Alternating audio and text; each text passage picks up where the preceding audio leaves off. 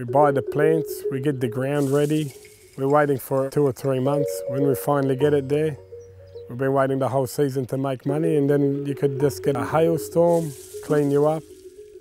It's coming close to harvest time for Hawkesbury farmer Manuel Sherry, and with the harvest will come the waste. Sometimes you'd get 20% waste, sometimes 40%, sometimes up to half, 50%. Here we have a lettuce that's got frost damage from the cold weather that we've had. Just peel the lettuce off and it's just like a normal lettuce. It costs us 50 cents to grow it, put our heart and soul in it. It's worth nothing.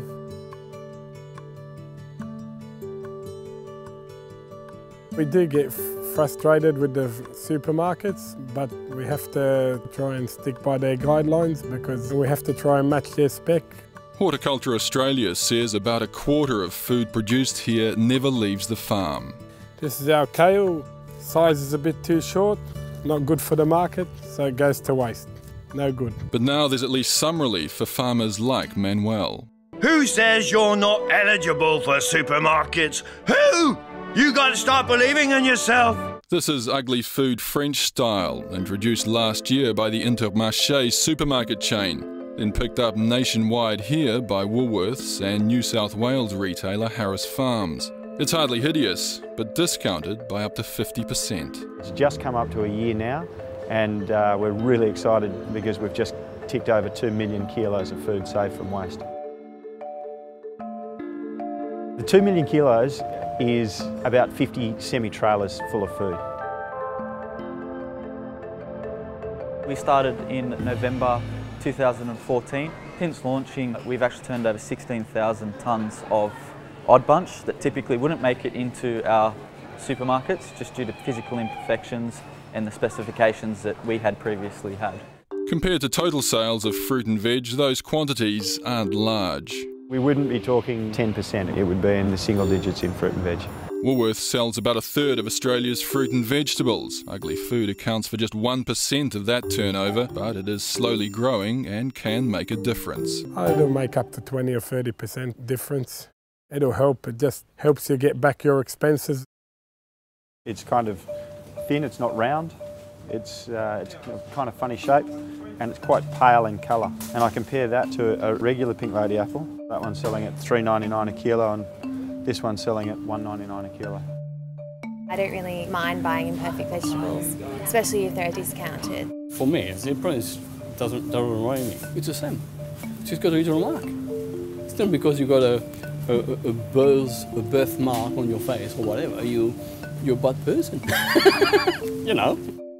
Despite initiatives like Ugly Food, a huge amount is still being thrown out before it reaches the consumer. Every day, at least some of it is rescued by charity Oz Harvest and distributed to the needy.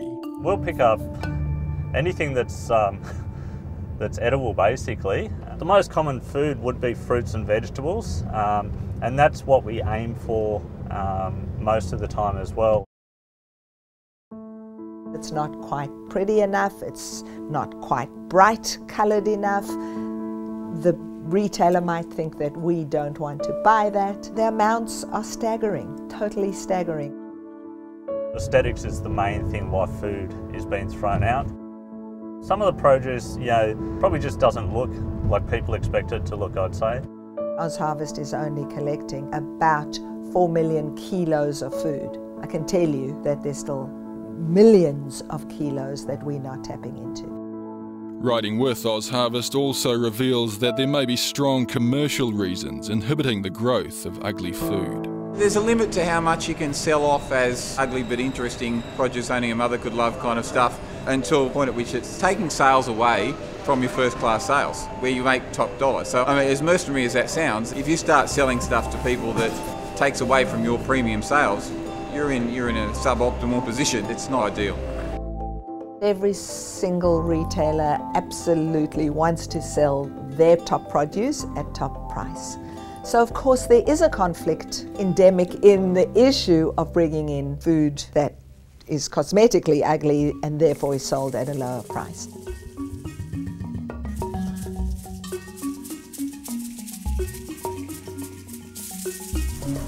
They look look, where's one, Clara? Don't pick it, but that's going to be a strawberry. But even if ugly food does catch on, there are those who believe it'll just transfer the waste to the consumer's end of the chain.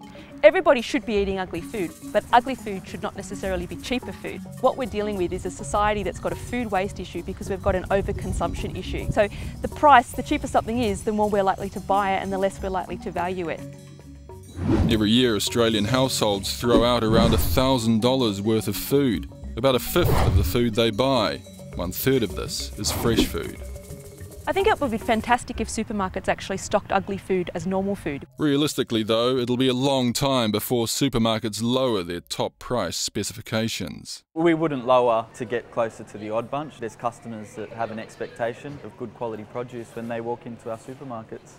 If we have a whole stack full of these imperfect ones and compare that in sales to a stack of perfect ones, if they were at the same price, these ones would sell half as much. Supermarkets have created this standard of what food should actually look like. We've actually seen a significant shift towards supermarketification of food and the food system that's become, big food.